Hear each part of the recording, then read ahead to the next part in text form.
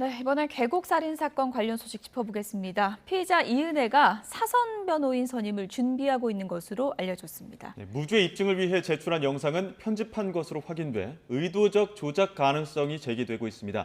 박성배 변호사와 자세한 이야기 나눠보겠습니다. 어서 오십시오. 네, 안녕하십니까. 어서 오세요. 일단 혐의는 다 부인하고 있는 거고요, 이은혜 씨가. 근데 지금 사선 변호인을 쓰겠다라고 합니다. 이건 어떤 의도일까요? 이은혜와 조현수는 체포를 앞두고 우리 체포되더라도 수사 단계에서는 일체의 진술을 거부하자고 약속했을 가능성이 높습니다. 실제로 구속영장 실질심사 단계에서 이은혜는 살인 미수 혐의에 대한 언급이나 도주를 한 이유에 대한 발언을 하였지만 정작 주요한 혐의인 살인 혐의에 대해서는 일체의 언급을 하지 않았습니다. 예. 이는 구속을 불사했다고 평가할 수 있는데 그 이유는 설사 구속이 된다고 하더라도 살인 혐의에 대해서는 수사기관 단계에서 일체의 진술을 거부하겠다. 내가 어떠한 진술을 했을 때는 오히려 향후 재판 단계에서 그 진술이 부메랑으로 작용할 우려가 높다고 판단을 한 것 같습니다. 기소 이후에는 피해자가 수사 기록을 전반적으로 열람 복사해 볼 수가 있습니다. 수사 기록을 열람 복사해 본 뒤 수사기관이 확보한 증거를 온전히 파악한 뒤 법정에서 다투어 나갈 계획을 가지고 있는데 수사가 막바지에 접어들면서 이제는 사선 변호인 선정을 준비하고 있는 것입니다. 즉 재판을 염두에 두고 사선 변호인 선임을 구상하고 있는 것입니다. 예. 애초에는 그 변호사님 말씀하신 것처럼 이은혜와 조현수가 진술 거부를 사전에 약속했을 가능성을 짚어주셨지만 그렇습니다. 지금은 좀 분리해서 조사를 받다 보니까 오히려 자신들에게 서로 각자 불리한 진술이 나올 것 아니냐 이런 불안감 때문에 적극적인 반박 혹은 진술에 대한 전략도 달라질 거 아닌가 이런 관측들도 나오는데요. 구속영장이 발부된 이후에 수사기관은 피해자들을 불러서 교차로 조사를 이어나가게 됩니다. 그 과정에서 두 사람은 진술 거부를 약속했다고 하더라도 모든 진술을 거부하기는 사실상 어렵습니다. 그 이유는 먼저 이은혜는 피해자 윤 씨의 아내입니다. 주범 중에 주범으로 몰릴 수 있는 상황입니다. 예. 이런 상황이라면 둘 다 진술을 거부했을 때 무엇보다 수사기관은 이은혜가 주범이고 조현수는 그를 도왔다고 판단할 가능성이 높습니다.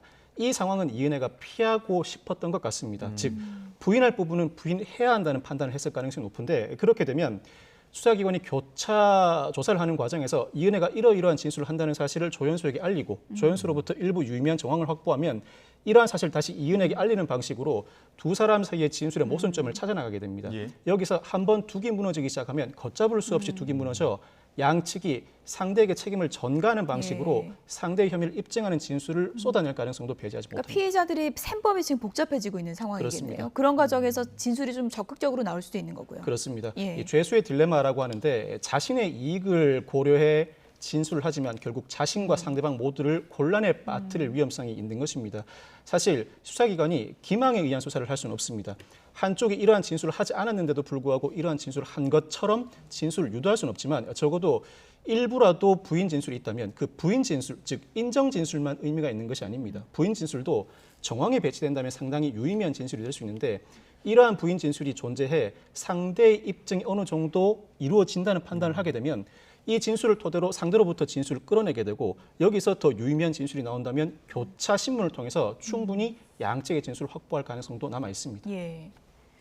이은혜가 증거 영상이라면서 당시 계곡에서 입수하던 그 영상을 경찰에 제출을 했다고 하던데 그 영상이 지금 알고 보니까 몇 초가 좀 지워진 건가요? 조작이 좀 됐다 그러던데요? 그러한 보도가 나오고 있습니다. 예. 이 사건이 애초에 내사 종결된 가장 중요한 이유는 피해자가 스스로 입수하였기 때문입니다. 그렇지만 재수사가 시작된 이유는 실효되어가는 보험을 재차 살리면서까지 보험금을 취득해야 하는 강력한 범행 동기가 존재하고 예. 여러 차례에 걸쳐서 살인 시도를 하였다는 정황이 존재하기 때문입니다. 그렇지만 살인죄를 입증하기 위해서는 살인 사건 당시가 아니라 채반 정황 확인만으로는 부족합니다. 예. 사건 현장에 관한 입증이 필요한데 적어도 피해자가 입수를 상당히 두려워한다는 정황이 존재해야 합니다. 그런데 이은혜가 사건 초기 가평 경찰서에 제출한 증거 영상을 보면 오히려 피해자인 남편 윤 씨가 입수를 상당히 두려워하는 모습을 보이고 있습니다. 예. 자신이 스스로 무죄 입증을 하기 위해 제출한 증거가 오히려 자신의 발목을 잡고 있는 형상입니다. 더더군다나 약 3시간 뒤에는 일부 영상을 편집한 의혹도 제기되고 있습니다. 편집 시간도 확인이 되는 거예요? 그렇습니다. 영상 전문가가 그러한 정황을 검찰에 알렸다고 보도가 이루어지고 있는데 통상 익사 사고가 발생했을 때 유가족들은 황망하기 이를 데 없습니다. 그렇죠. 자신이 범인으로 지목된다는 상상조차 하지 못합니다. 그럼에도 예. 불구하고 영상은 애초에 촬영했을 수 있죠. 그렇지만 그 이후에 3시간 만에 영상을 편집했다는 것은 자신에게 범죄 혐의가 더 씌워질 수 있다는 사정을 미리 감안하고 있었다는 것이고, 즉 살인을 애초에 계획했다는 결정적인 증거로 작용할 수가 있습니다. 즉 정황 증거가 되는 건가요? 그렇죠. 남편이 애초에 입수를 상당히 두려워하였다는 정황에다 물에 빠진 이후에 어떠한 조치도 취하지 않았다는 점은 그 현장에 동석했던 참고인들을 통해 그 상황을 파악할 수 있는데, 거기에다 이은혜 스스로가 영상을 편집해 제출했다는 사정은 사전에 범행을 계획했다는 강력한 증거로 사용되기에 충분합니다. 이게 보통 이게 범행이 있은 뒤에 2시간여 만에 편집을 했다는 사실 자체가 어차피 증거를 제출했을 땐 드러날 확률이 큰데도 편집했다는 거는 어느 정도 그 편집한 부분에 정황상의 증거가 있다고 본인이 느꼈다라고 판단할 수 있는 겁니까? 그렇게 판단할 수가 있습니다. 즉 애초에 가평 경찰서가 내사를 진행할 때에는 통상 익사사고이기 때문에 내상 종결할 가능성이 높았습니다. 그렇다면 이은혜 입장에서는 자신에게 범죄 혐의가 더 씌워질 가능성에 대한 우려를 하기보다는 당시 사건 현황에 대해 소상하게 밝히면 그만입니다. 그럼에도 불구하고 영상을 굳이 제출하고 그 영상을 편집해서 제출했다는 것은 영상을 제출함으로써 온전히 혐의에서 벗어날 의도를 가지고 있었는지는 모르겠습니다만, 편집, 조작이 가해졌다는 것은 일정한 범죄 정황이 그 영상 속에 담겨져 있을 가능성이 상당히 높음을 지칭합니다. 예. 만약 검찰이 삭제된 영상을 확보하면 더 좋겠지만 영상을 확보하지 못한다고 하더라도 앞서 말씀드렸던 것처럼 익사사고가 발생했을 때 유가족의 행동으로서는 매우 이례적이기 때문에 예. 살인 계획의 정황 증거로서는 상당히 주요하게 작용할 가능성이 높습니다. 그러니까 그 영상이 지금 편집이 됐다고 이제 확인이 됐다는 보도가 나오고 있는데, 그 앞뒤가 뭐 잘린 건지 아니면 뭐 화질을 떨어뜨린 건지 구체적인 부분은 아직 확인이 안 된 거고요. 그렇습니다. 네. 이제 제일 중요한 거는 살인 혐의를 입증할 수 있을 것인가, 이 부분인데요. 지금 네. 정황 증거들은 여러 가지가 언급이 되지만 결정적인 증거를 찾아야 된다는 과제가 있는 것 같은데요. 그렇습니다. 예. 검찰에서는 부작위에 의한 살인이 아니라 자규에 의한 살인 검토도 한다는 보도가 나오고 있습니다. 예. 자규에 의한 살인은 혐의 입증이 사실상 어려워 보입니다. 자규에 의한 살인은 직접 미는 등 외력이 가해져야 합니다.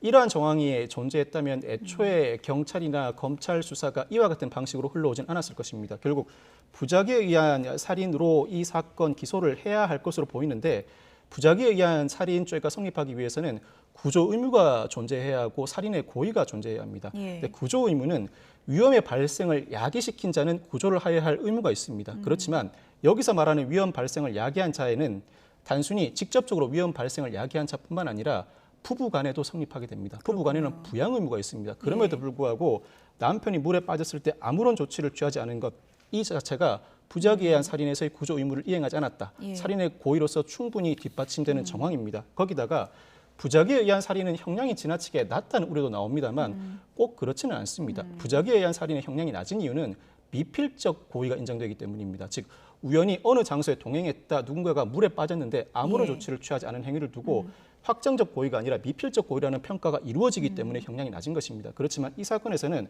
부작위에 의한 살인죄가 인정된다고 하더라도 반복된 살인범행 시도와 보험금 취득이라는 명확한 범행 동기가 존재합니다. 보험금을 노리는 살인은 비난 동기 살인 유형입니다. 일반 살인보다도 더 중한 형이 가해지는데 부작위에 의한 살인이 인정된다고 하더라도 확정적 고의가 인정될 사안이기 때문에 부작위에 의한 살인이 인정된다고 하더라도 형량이 낮아질 가능성은 대단히 낮습니다. 예. 이은혜가 영상을 지웠다면 왜 지웠을까? 이 부분을 밝히는 것도 중요한 퍼즐이 될 것 같습니다. 지금까지 박성배 변호사와 함께 짚어봤습니다. 고맙습니다.